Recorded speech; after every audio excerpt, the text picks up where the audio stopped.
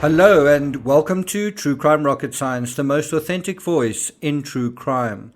In the first episode in the series, we looked at the irony of the script, the plot for Rust being about an accidental shooting. And this actually was perpetrated by Lucas, who is Harland Rust's grandson, supposed to be 13 years old, played by an actor who was 15 years old last year, but who's just turned 16. So that's another factor. You delay this production long enough, that child actor is going to be too old to actually act the role by the time all this is over. And so that's quite a tragedy from his perspective. I also mentioned that it was based on the movie, or inspired to some extent by the movie Unforgiven. And just think about that word and the context of this film as well. And Unforgiven also featured an aging cowboy and the scenario where he was going on a mission, and the question was he going to be able to fulfill his mission the way he could as a younger man? And there's kind of a little bit of that going on in the script for Rust, but also what is going on really on the set of Rust, and was the producer aware of everything the way that it perhaps needed to be? So quite a few intertextualities potentially there as well. In this episode, we're going to continue the deep dive into the IATSI. Is it IATSI? I'm not quite sure how to pronounce it. Not saying IATSI, but IATSI or something like that, or IATSI. IATSI. Anyway, that actually comes to the fore right in the beginning, that these issues about the distances between the crew members and the set, right? And you may be inclined to dismiss their grievances because they're not yours.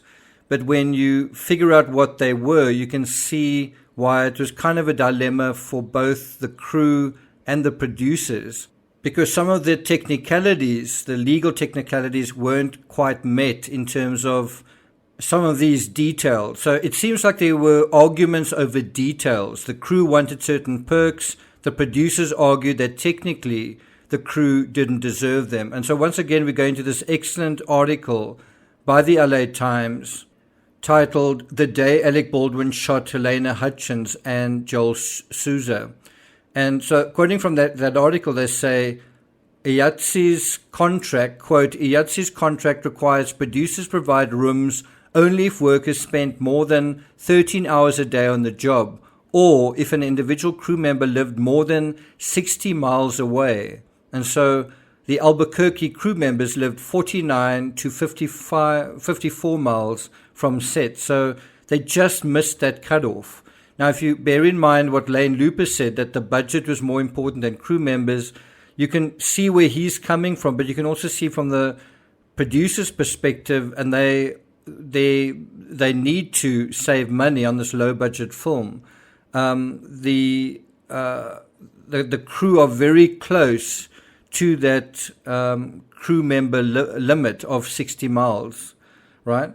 And so the cinematographer, and this is really interesting, Helena Hutchins, she was well aware of her crew concerns, meaning her camera assistants, and bear in mind they were the staff that left. So she was very well aware of their concerns, and she actually made a personal sacrifice to help them, according to the LA Times, and we'll get to that after the break. If you haven't subscribed to the channel, please do. Like, share, leave a comment, and let's get started.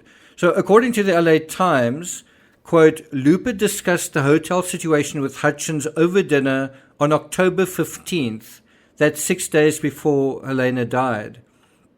And so she actually treated Looper and others to sushi. Sounds like she kind of took them out to dinner, and she understood, she felt that the issue had been resolved. The hotel situation, the way she understood it, had been resolved. And how it was sort of resolved was that Helena forfeited a day's rental of a techno crane, right?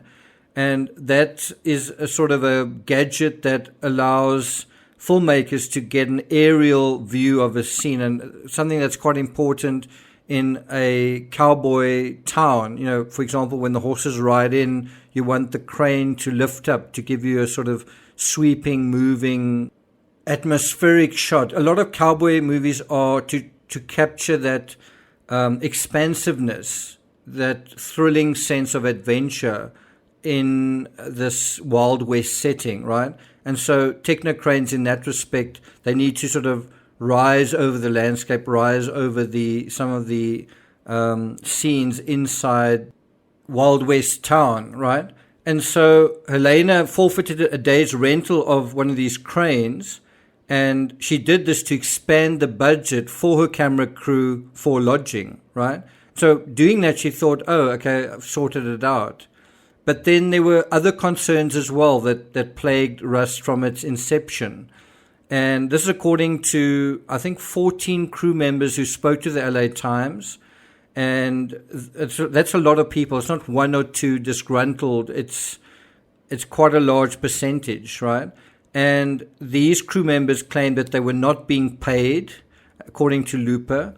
And many described an overly rushed mentality on the set. So there was not just one person, but several complaining that they were rushing. They weren't just making this film, they were being pushed to do things in a fast manner that perhaps amounted to a feeling of it being fast and loose. This according to the LA Times, quote, even production managers expressed concern about the capabilities of the set's sole armorer, Gutierrez Reed. That's Hannah Gutierrez Reed. So you've got this issue about a rushed mentality mentioned in the article, and then immediately after that, concerns about the abilities of the armorer, right? And so what happens when you have this young armorer and you expect her to rush?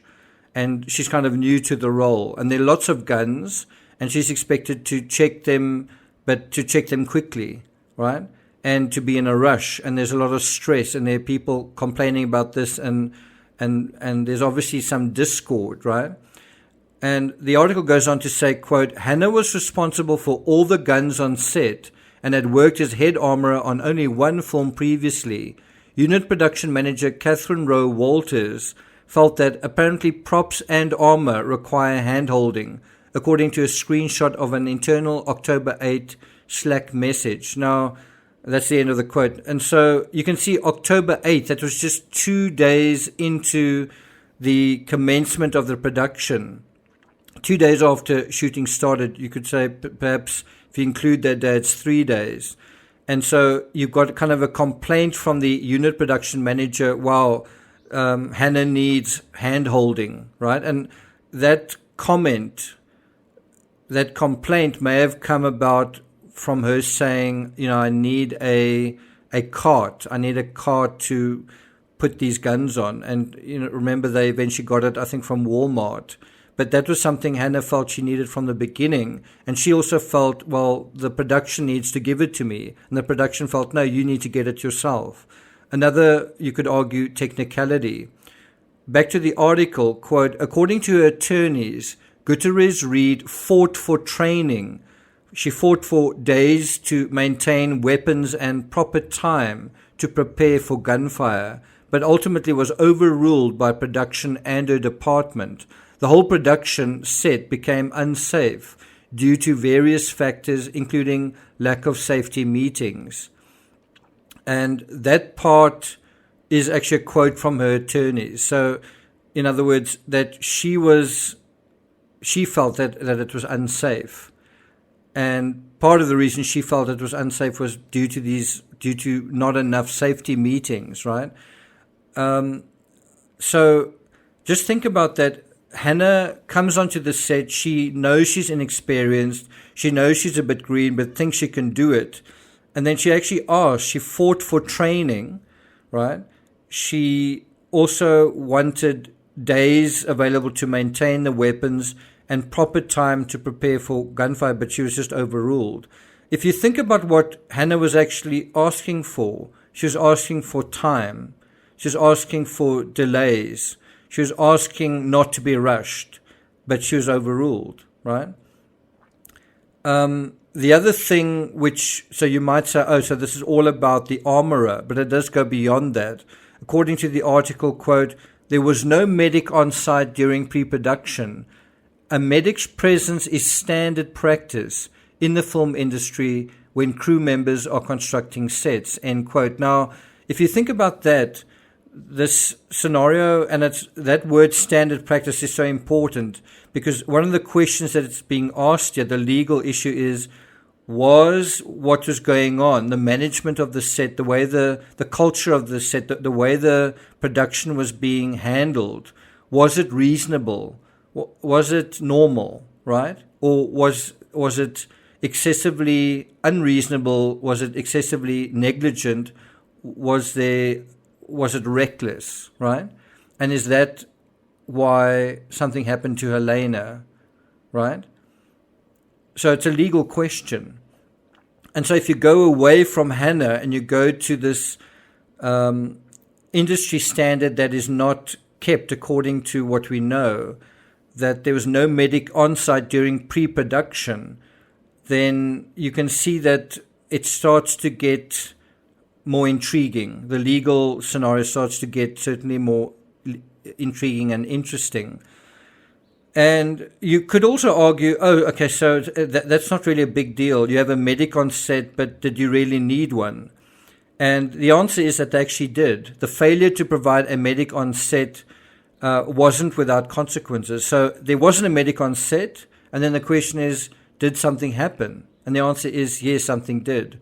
According to the article, and this is quoting from a person who didn't want to be named, quoting from the article, quote, somebody dropped a countersink bit and it stabbed me in the hand. This was during pre-production. I had to take care of it myself and I'm still healing from it. One person said, describing an accident that occurred while constructing the hanging gallows on set. Now, you may recall that the plot of the story is that Lucas, the grandson of Harlan Rust, is on the run for an accidental shooting. He's believed to have committed a crime deliberately or whatever. I think he plays a 13-year-old in the story, but in that time they feel that he needs to pay for his crime, and that is why that's why a gallows needs to be part of the set. Then just going on to one further thing, I see we already passed the 12-minute mark. Also quoting from the article, quote, once filming began, Looper and other crew noted that safety bulletins were not sent out with call sheets, despite that also being standard practice in Hollywood. However, the producer spokeswoman said there were notations on the call sheet that referenced the guns to be used that day. End quote. It's been speculated that the pace or work rate or hours worked weren't particularly unusual for a low-budget film, but all it took was one particularly exhausting day for a segment of the crew, to be undone, to be really, really tired. So if you're working back-to-back day after day, and you have one particularly exhausting day, what is going to happen? And that might be difficult to recover from, particularly in a rush scenario, and particularly where you have the situation of traveling these long distances and not quite getting the rest you feel that you think you need, right? And then the question is, regardless of the technicalities, what did these people need in order to function after a certain period of time? And you see then, as time goes on, you see these accidents happening, right? And as time goes on, people are getting more and more stressed. And as time goes on, people are getting less and less rest.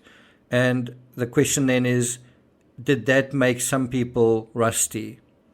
So I'm not going to take it further than that. I see we're approaching the 15-minute mark. I don't really want to go longer than 10, 12 minutes. So in the next episode, I'll be dealing with the practicalities, the reality on the ground of what happened on the day of the shooting, but dealing with before the shooting. We'll deal with that in a separate episode. So in detail, what happened on October 21st, and that in itself is a fascinating narrative. Thank you for listening, and I'll see you guys next time.